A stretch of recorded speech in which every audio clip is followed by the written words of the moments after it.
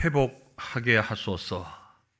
우리 함께 따라합니다. 하나님과 영적인 관계가 회복되게 하소서. 사람들과 사랑의 관계가 회복되게 하소서.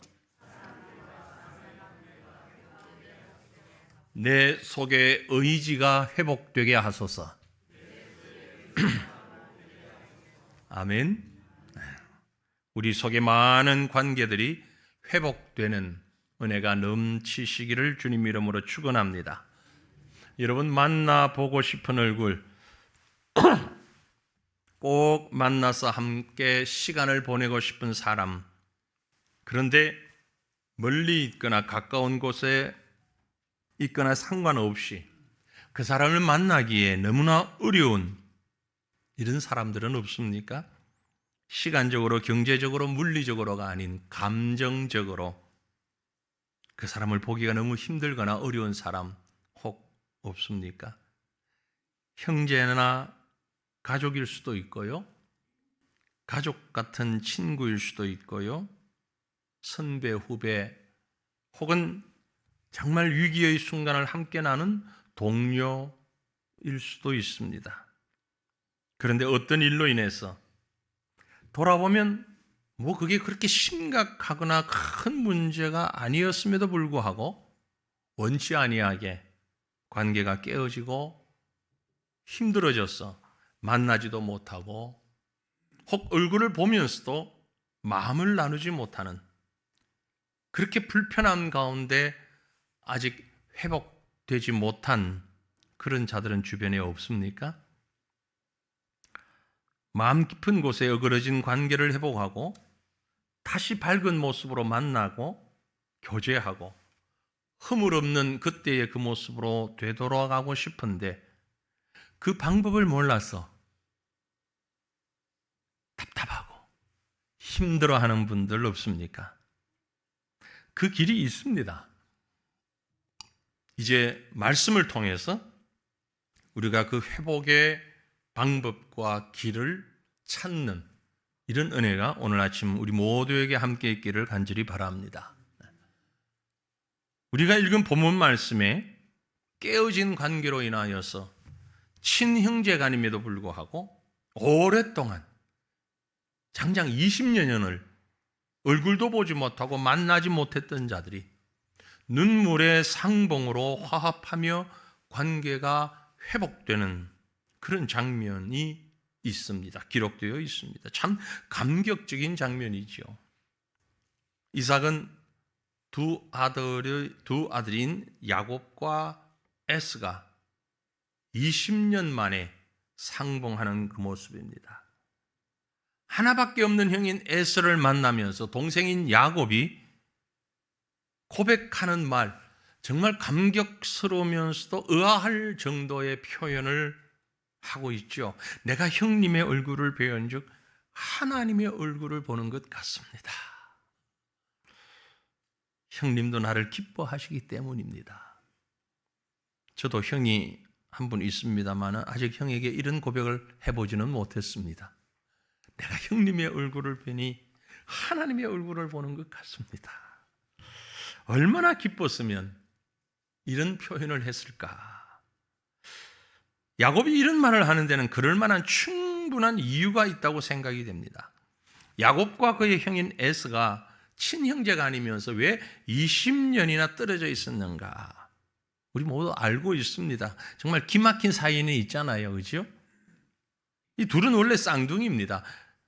쌍둥이는 일반적으로 형제들보다, 피를 나눈 형제들보다 쌍둥이는 특별한 관계나 정이 있다고, 그 끈끈함이 있다고 얘기를 하죠. 그런데 야곱과 에서는 쌍둥이 형제임에도 불구하고 어떤 연유로 20년을 서로 떨어져서 살 수밖에 없었는가? 사실 객관적으로 놓고 보면 동생인 야곱이 좀 유별난 사람인 게 분명합니다. 그렇죠? 아주 약삭 빠르고 꽤 많고 어찌 보면 이게 귀여운 부분일 수도 있겠지만 어릴 때야 그렇죠. 어릴 때 약삭 빠르고 꽤 많은 게 아이고 그 녀석 그러면서 귀여워할 수 있겠지만 성장해서도 그런 모습을 보면 사실 되게 얄밉죠. 요즘 말로 밥맛이다. 참 얄미워요. 근데 이 야곱은 태어나면서부터 그랬던 것 같습니다. 먼저 나오려고 형의 발꿈치를 잡고 나왔다 그러잖아요. 그래서 그 이름도 야곱. 야곱이 뜻이 뭐라고요? 발꿈치를 잡았다. 참 사람 이름하고는 기가 막힌 뜻입니다. 형 에서는 남자답게 생겼던 것 같아요. 털도 많고 얼굴이 붉고. 그래서 그 이름을 에서라고 불렀어요. 에서의 뜻은 붉다는 뜻입니다. 붉다. 아주 혈색 좋다. 남자답다. 그런 뜻이겠죠. 형 에서는 바깥에 나가서 뛰어다니며 사냥하는 일을 했고, 그래서 아버지의 사랑을 듬뿍 받았고요. 동생 야곱은 가정에서 조용히 집안일을 돕고 어머니 곁에서 지내는 그런 성향을 지니고 있었던 것으로 보여집니다. 게다가 이 야곱은요, 얄미운 게 매사에 자기 것, 자기 소유 엄청 따지는 그런 사람이었고, 수단 방법 가리지 않고 내 것을 취하는 독특한 성향을 가진 사람이었습니다. 반면에 에서는요, 그저 성경에 있는 걸로 보아서 좀 털털하고 모든 일을 아주 쉽게 이렇게 생각하는 그런 모습 볼 수 있습니다. 사냥을 하고 돌아온 형에게 팥죽 한 그릇으로 장자의 명분을 사는 야곱의 모습을 보면 참 깍쟁이도 보통 깍쟁이는 아닙니다. 그렇죠? 근데 에서는 좀 통이 크고 털털한 그런 성격. 객관적으로 보면 성격적으로는 에서가 훨씬, 만약 여러분이 사윗감을 고른다면 야곱보다는 에서 쪽으로 많이 마음이 기울어질 수밖에 없는 그런 성향이다라고 보여집니다. 이 상반된 성격과 모습을 지닌 두 형제의 결정적인 결별의 사유 아시죠? 동생 야곱과 그 어머니 리브가 욕심에서부터 시작됩니다. 창세기 26장을 보면 나이가 많아서 앞을 잘 볼 수 없을 정도가 된 아버지 이삭이 큰아들 에서를 불러가지고는 내가 죽기 전에 큰아들이 너에게 축복해주고 싶으니 오늘 나가서 사냥을 해서 내가 좋아하는 요리를 해가지고 오너라. 그러면 내가 그 요리를 배불리 먹고 너에게 큰 축복을 해주겠노라. 그런데 마침 그 소리를 바깥에서 엿듣고 있던 어머니 리브가가 자기가 사랑하는 아들 야곱을 얼른 불러다가 축복을 가로채는 그런 아주 야비한 작전을 펼치죠. 집에 있는 염소를 잡아다가 요리를 하고 틀이 없는 야곱에게 염소 틀로 변장을 하고 이삭에게로 들어가서 형에게 줄 축복을 가로채서 받게 됩니다. 이런 야곱의 행위를 놓고 하나님의 축복을 소중히 여기는 사람이었다라고 긍정적인 평가를 하는 사람들도 있지만 저는 그렇게 보질 않습니다. 그건 편견이다. 여러분이 그런 일을 당했다면 그걸 놓고도 축복을 소중히 여기는 긍정적인 사람, 그렇게 평가하겠습니까? 그건 객관적으로 축복을 도둑질한 거죠. 그렇잖아요. 가로채기 한 겁니다. 아버지와 형을 속인 거죠. 그리고 축복을 가로챈 거죠. 우리는 이 말씀을 보면서 그것까지도 용서하시는 하나님의 은혜와 사랑에 정말 감사할 뿐이지 야곱과 리브가의 행위가 잘한 것이다라고 보기는 어렵습니다. 그건 마저도 받아주시는 하나님이 대단하신 하나님이시죠. 아무튼 아버지와 동생의 이런 치사한 작전, 전혀 눈치채지 못한 형에서는 신나게 사냥을 해가지고 요리를 해서 아버지 이삭에게 가지고 오죠. 그때서야 사건의 전모를 알게 된 이삭 또 에서 후회를 아무리 해도 한 번 쏟아놓은 축복을 되담을 수 없는 겁니다. 에서가 이 사실을 알고 방성대곡 하면서 남은 복이라도 조금이라도 구걸하다시피 해보지만 이삭은 그 이미 빈 축복을, 동생에게 빈 축복을 어떻게 할 수 없음을 얘기합니다. 이제는 형에게 동생을 섬길 것, 또 복이 아닌 저주의 복이 아닌 그런 것을 줄 수밖에 없는 겁니다. 한 번 빈 복을 변경할 수 없는 것과 사나이 중에 사나이인 에스가 방성되고 했다는 사실을 미루어 때 이 복의 내용은 정말 대단한 것이었다라는 것을 우리가 짐작할 수 있습니다. 어쨌든 이 일로 인해서 쌍둥이 형제의 비극적인 운명이 시작되었지요. 에스의 마음에는 동생을 죽일 결심을 갖게 됩니다. 그래도 아버지가 살아계실 때는 아버지에게 이 형제의 칼부림을 알게 할 수는 없으니 아버지가 세상을 떠나기만 기다리고 있는 겁니다. 이거 보면 참 에서는 세상적으로는 의리도 있고요, 사리분간도 분명한 사람이죠.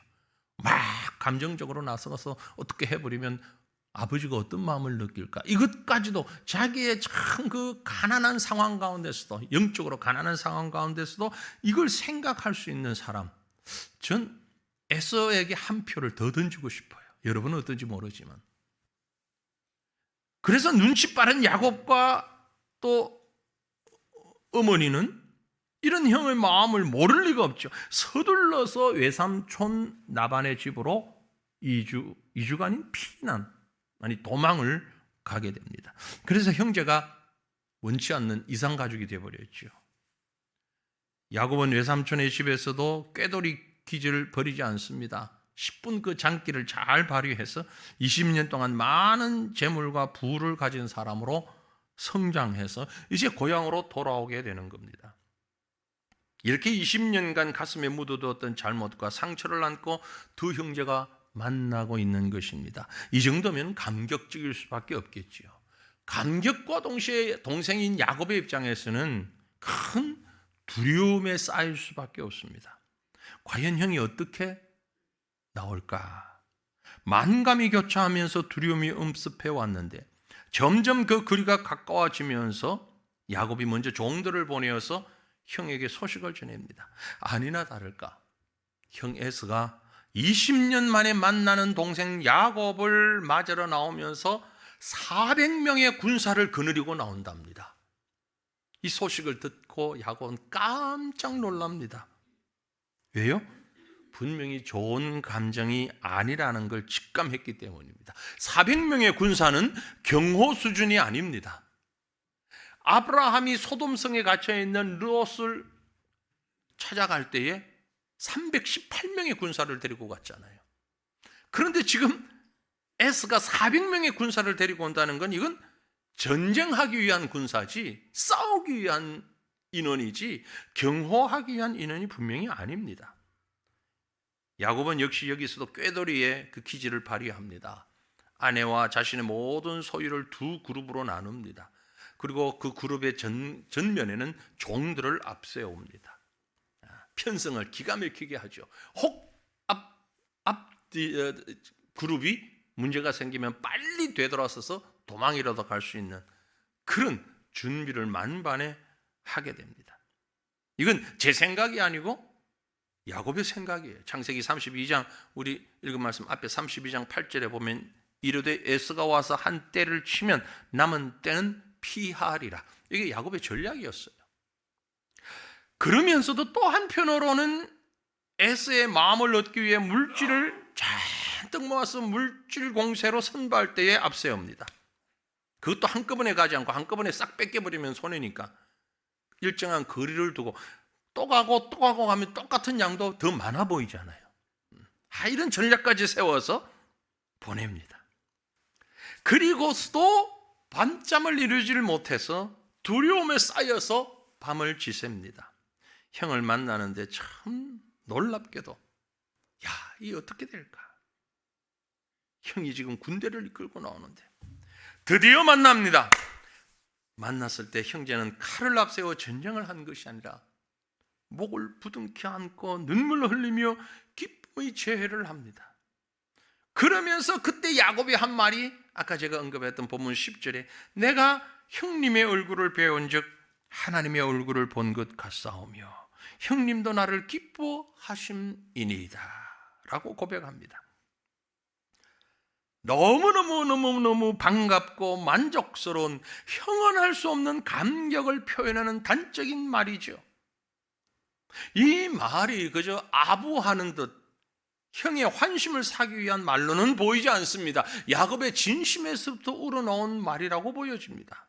왜냐하면 정말 극적인 전환이 이루어진 대단하고 놀라운 회복의 만남이 이루어졌기 때문에 그렇습니다. 여러분, 20년 만에 만난 것 때문이 아니라 그 미움과 긴장과 두려움으로 가득했던, 만날 수 없던 두 형제가, 두 사람이 이렇게 화목의 눈물을 흘리며 만날 수 있었던 것, 그것 때문입니다. 이제 여러분이 안고 있는 문제들을 한번 되돌아보십시오. 어떤 문제로 누구와 지금 야곱과 에서처럼 이런 관계에 놓여 있는 자들이 있다면 특별히 오늘 말씀에 주목하시기를 바랍니다. 우리가 살면서 뭐 그 정도는 아니라 할지라도, 정도는 조금 약할 수 있겠지만 아무튼 이런 관계는 비일비재할 수 있을 것입니다. 이들은 서로 간에 깊은 상처를 안고 있는 형제였습니다. 얼마나 힘들고 어렵고 고통스러운 상대였습니까? 이유야 어찌 됐든 간에 피를 나는 한 형제가, 그것도 쌍둥이 형제가 이렇게 긴장하고 엄청난 상처를 안고 시간을 보내고 있었던 거죠.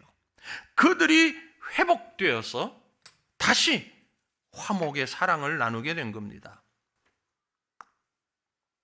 하나님의 얼굴을 보는 것 같은 그런 용서와 화목과 회복의 만남이 어떻게 해서 이루어질 수 있었는가?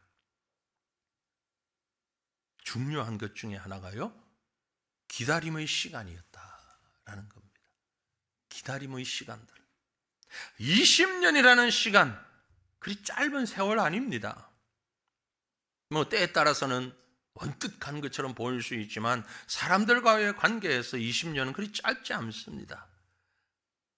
그 시간들이 지금이라도 금방이라도 죽일 것 같은 폭발하던 감정, 그 분노를 격했던 감정을 가라앉히고 있는 거죠.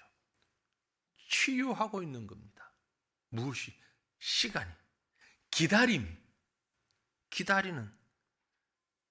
하나님이 우리 인간들에게 주신 엄청난 축복이 바로 이것입니다. 우리가 어떤 일을 만났을 때 그 순간은 세상 다 끝난 것 같고 도무지 더 이상 살 수 없을 것 같고 뭐 감정적으로 이건 어떻게 할 방법이 없다고 생각됐는데, 시간이 지나면서 조금씩 기다리다 보면 그 엄청난 미움도 아픔도 시간이라는 것이 조금씩 가져가면서 정리되면서 어느 날 돌아보면 추억으로 남겨놓고 있잖아요. 만약 그렇지 않고 시간이 지나감에도 처음과 조금도 변함없이 그 감정이 흥분된 상태로 있다고 한번 생각해 보십시오. 아마 우리 중 99%는 여기 이렇게 지금 살아있지는 못할 겁니다. 일이 나도 벌써 무슨 일이 났을 거예요. 하지만 그 엄청난 일들 되돌아보면 그 엄청난 일들도 시간이 지나가면서 기다리다 보니 기적같이 그 상처가 치료되었던 것, 정말 놀랍지 않습니까? 물론 기다림에는 몇 가지 종류가 있었죠.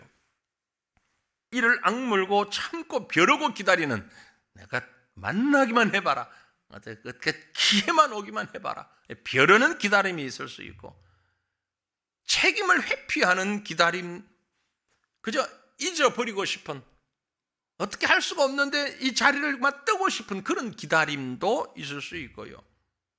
회개와 용서로 추스리고 회복하는 기다림도 있을 수 있습니다. 사실 어떤 내용이든 어떤 의도이든 종류이든 기다림은 다 귀한 효과가 있습니다. 하지만 그 중에서 회개와 용서로 추스리고 회복하는 기다림은 우리를 상당한 부분 치료해주는 특효약이라는 사실을 기억하셨으면 좋겠습니다.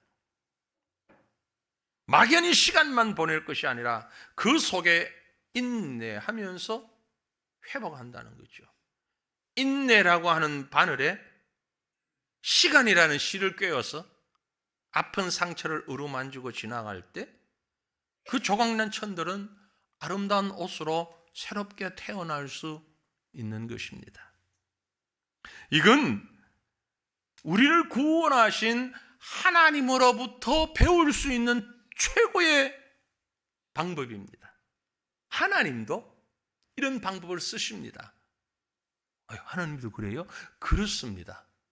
애가 3장 26절을 보면 사람이 여호와의 구원을 바라고 잠잠히 기다림이 좋다 그랬어요. 여호와의 구원을 바라고 기다려라. 왜냐하면 여호와가 우리의 구원을 위해서 기다리고 있기 때문이에요. 그렇습니다. 하나님은요, 우리를 위해서 엄청난 시간들을 기다리시며 준비해 오셨습니다. 그래서 여러분이 어떤 일을 만나면 한 번 더 생각하고 한 걸음 더 물러가서 시간을 가지고 기다려 보시길 바랍니다.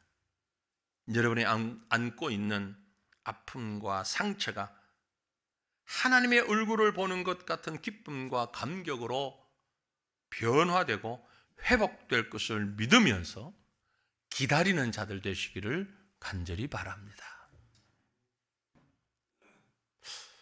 그런데 그 기다림만으로는 되는 게 아닙니다. 기다림이 베이스가 될 때 그 위에 올려놓아야 할 게 있어요. 시간을 투자해서 기다리는데 그 위에 올려놓아야 될 것이, 반드시 올려야 할 것이 있습니다. 그게 뭔가 하니 하나님과의 만남입니다. 하나님과의 만남이 우선적으로 되어야 합니다. 하나님의 얼굴을 보는 것과 같은 회복과 치유를 맛보기 위해서는 시간보다 더 중요한 것, 그게 바로 하나님과의 만남이죠. 오늘 본문 말씀을 읽기 전에 바로 앞부분 말씀이 사실은 더 중요한 부분이긴 한데 본문이 길어질 것 같아서 앞부분은 제가 뺐습니다만 24절에서 32절까지를 쭉 보면 32장에 앞에 32장의 24절로 32절까지 말씀을 쭉 보면 야곱이 가졌던 특별한 경험이 있습니다. 20년 전 도망 나오며 헤어진 형 에서를 만나기 전에 야곱은 엄청난 두려움으로 밤잠을 이루질 못했죠. 그 갈등과 괴로움 속에서 사랑하는 아내와 가족들 다 이렇게 보내놓은 다음에 야곱은 야복 강가에서 하나님의 천사와 밤새도록 씨름하는 장면이 나옵니다. 창세기 32장의 야복 강가에 야곱의 이 씨름 장면을 놓고 기도하는 것이다, 혹은 그건 기도가 아니다, 신학적인 논쟁 많이 있습니다. 여기서는 제가 이 신학적 논쟁을 하려고 하질 않겠습니다. 중요한 것은 그 신비한 경험을 통해서 야곱이라는 인물이 하나님을 만나고 하나님을 만남으로 인하여서 엄청난 회복과 변화를 경험하게 되었다는 것이죠. 환도뼈가 부러지면서까지 자신을 축복해달라고 붙잡는 야곱을 향해서 하나님의 천사는 뭐라고 했는고 하니 너 이제부터 이스라엘이다, 너가 하나님과 겨루어 이겼다라는 새로운 이름을 줍니다. 32장 28절 말씀인데요, 그가 이르되 네 이름을 다시는 야곱이라 부를 것이 아니요 이스라엘이라고 부를 것이라. 이는 내가 하나님과 및 사람들과 겨루어 이겼음이니라. 이때부터 그 후손들의 민족의 이름이 지금도 나라의 이름이 이스라엘이라고 되어 있잖아요. 야곱이 아니라 이스라엘이다. 그런데 여기 우리가 의아할 수밖에 없는 말씀이 있습니다. 어떻게 사람이 하나님과 겨루어 이길 수 있는가라는 거죠. 네가 하나님과 및 사람들과 겨루어 이겼다.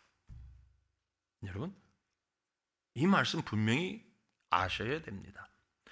이 말씀은 야복 강가에서 야곱이 하나님과 겨루어 정말 이겼다는 얘기입니까?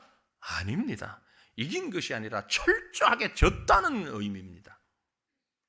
야곱의 환도뼈가 부수어졌다. 환도뼈가 부수어지고 이긴 사람이 어디 있습니까? 환도뼈가 부수어졌다는 것은 야곱이 완전히 케오패했다는 거예요. 케오패. 환도뼈는요, 남성의 생식 기능을 보호하는 골반의 뼈입니다. 그래서 이 뼈가 부서졌다는 얘기는요, 더 이상 생명의 연속성이 없다, 후손을 더 생산할 수 없다, 그런 의미를 가지고 있는 거예요. 즉 이 말은 야곱으로서의 생명은 이제 끝났다. 특별히 유대인들은 아들을 낳음으로 내 생명이 계속 연장된다고 생각하는 그런 의식들이 있거든요.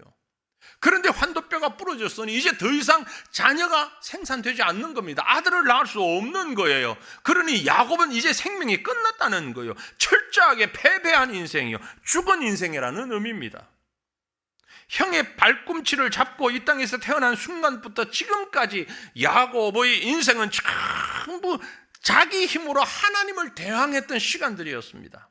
약삭 빠르고 지혜롭게 적극적으로 힘있게 산다고 했지만, 열심히 산다고 했지만, 그 모든 것은 하나님보다 자신을 더 의지하며 앞세우며 지나온 시간들이었던 겁니다. 하지만 이제는 그 하나님 앞에 완전히 항복하고 패배하고 더 이상 자신을, 세상을 붙잡지 않고 이제는 하나님만 붙잡고 하나님으로 더불어서 살아가는 사람으로 바뀌었다는 겁니다.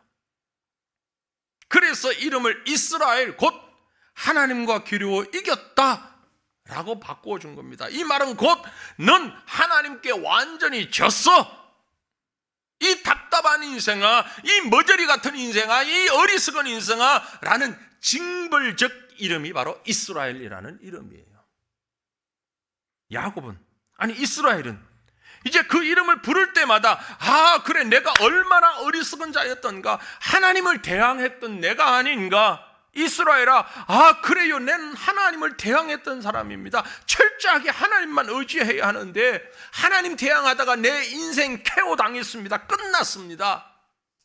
이런 반어적인 의미에서 주신 이름, 그게 이스라엘입니다. 실제로 성경을 보면 창세기 32장 이후에 야곱은, 야복 강가에서 이스라엘이라는 이름으로 변화된 이후에 야곱은 지난날 가졌던 꾀돌이 모습, 약삭 빠른 모습, 인간의 욕심을 앞세우는 모습 더 이상 찾아볼 수가 없어요.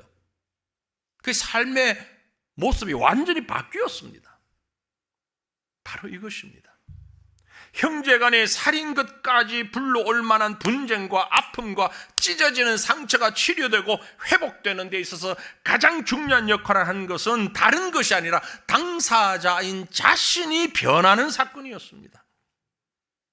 사실 20년이라는 시간 동안 기다리며 지나왔지만 우리가 본 것처럼 에서의 마음은 전혀 바뀌지 않았어요.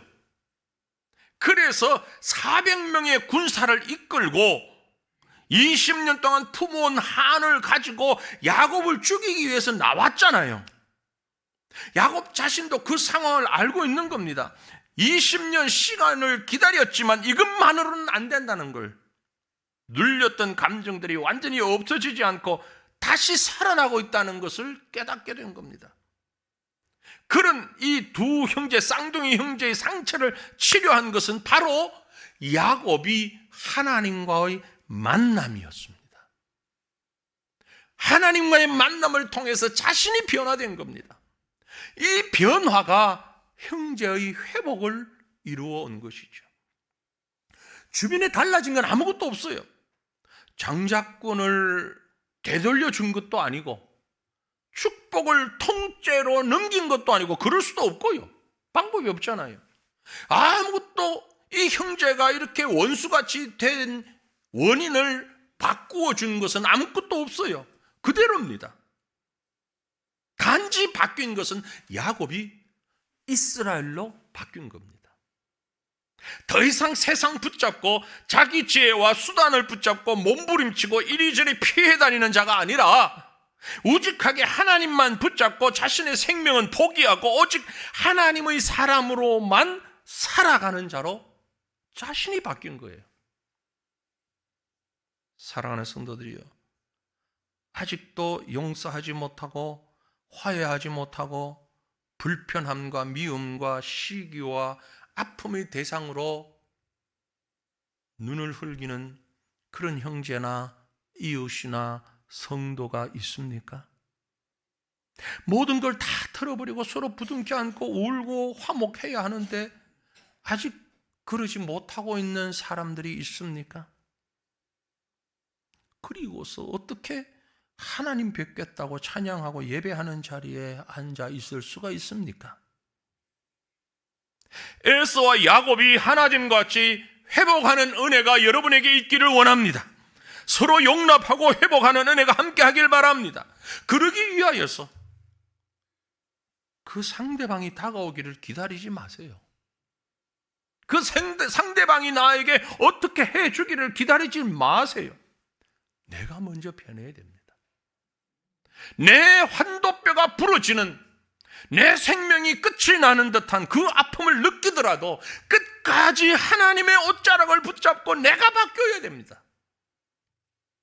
예수님이 우리에게 베푸신 은혜와 사랑의 원리가 바로 이겁니다. 내가 바뀌는 것이었어요.